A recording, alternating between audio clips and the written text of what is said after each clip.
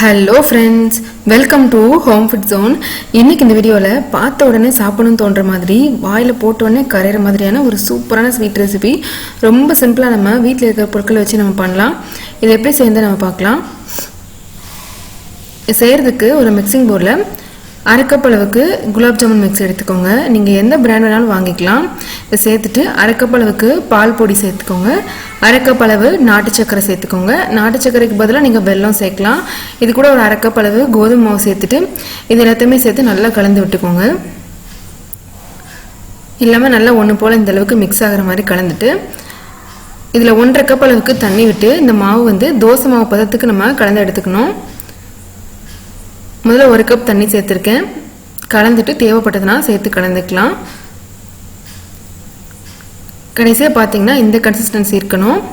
இப்போ செய்கிறதுக்கு ஒரு பேன் சூடு பண்ணிவிட்டு 2 டேபிள் ஸ்பூன் அளவுக்கு நெய் சேர்த்துக்கோங்க. நெய் நல்லா சுடானதும் இதில் 1 டேபிள் ஸ்பூன் பாதாம் சேர்த்துட்டு பாதாம் செவந்து வர வரைக்கும் வறுத்து எடுத்துக்கோங்க. நீங்கள் உங்களுக்கு விருப்பமான நட்ஸ் எது வேணாலும் இதில் சேர்த்துக்கலாம்.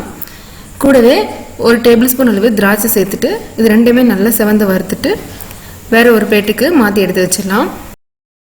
இப்போது நம்ம ஏற்கனவே கலந்து எடுத்த மாவை இந்த மாதிரி ஒரு வடிகட்டியில் போட்டு வடிகட்டி இதில் சேர்த்துக்கோங்க.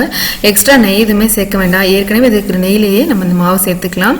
சேர்த்த உடனே பார்த்தீங்கன்னா லோ ஃப்ளேமில் வச்சுக்கணும். கட்டியாகி வர ஆரம்பிக்கும். நல்லா இதெல்லாம் உடச்சி விட்டு நல்லா கலந்துக்கோங்க. ஒரு 5 நிமிஷம் லோ ஃப்ளேமில் வச்சு இப்படியே கலந்துட்டே இருந்தீங்கன்னா இந்தளவுக்கு உங்களுக்கு கெட்டியாகி வரும். கரெக்டாக இந்த மாவெல்லாம் நல்லா வெந்து ஒன்று போல் வர்றதுக்கு ஒரு 10 நிமிஷம் வரைக்கும் கூட டைம் எடுக்கும். இப்போ பார்த்தீங்கன்னா தெரியும் நல்லா இருகலாக வந்திருக்கு. இந்த சமயத்தில் இதில் நம்ம தேவையான அளவுக்கு நெய் சேர்க்கணும். நான் மொத்தம் 1/4 கப் அளவு நெய் எடுத்துருக்கிறேன். முதல்ல 2 டேபிள் ஸ்பூன் சேர்த்துட்டு நல்லா ஒரு தடவை கலந்து விட்டுக்கோங்க. நெய் நல்லா எல்லா பக்கமும் போய் சேர்கிற மாதிரி இந்த மாதிரி கலந்து விட்டுக்கோங்க.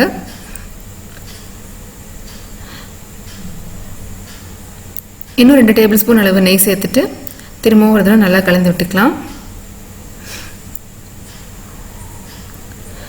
கடைசியாக அதில் நம்ம வறுத்து எடுத்த நட்ஸையும் சேர்த்துக்கோங்க. கூடவே அரை டீஸ்பூன் அளவு ஏலக்காய் தூள் சேர்த்துட்டு ஒரு தடவை நல்லா கலந்து விட்டுட்டு இதை நம்ம இறக்கிடலாம்.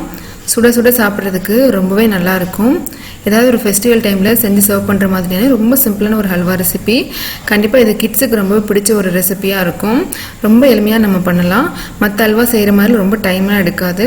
இதே மாதிரி கண்டிப்பாக நீங்களும் செஞ்சு பாருங்கள். இந்த ரெசிபி உங்களுக்கு பிடிச்சிருந்ததுன்னா லைக் பண்ணுங்கள், ஷேர் பண்ணுங்கள், கமெண்ட் பண்ணுங்கள். கண்டிப்பாக ஹோம் ஃபுட் ஜோனுக்கு சப்ஸ்கிரைப் பண்ண மறக்காதீங்க. இதே போல் நல்ல ரெசிபியோட நாளைக்கு உங்களை மீட் பண்ணுறேன். அது வரைக்கும் பாய்.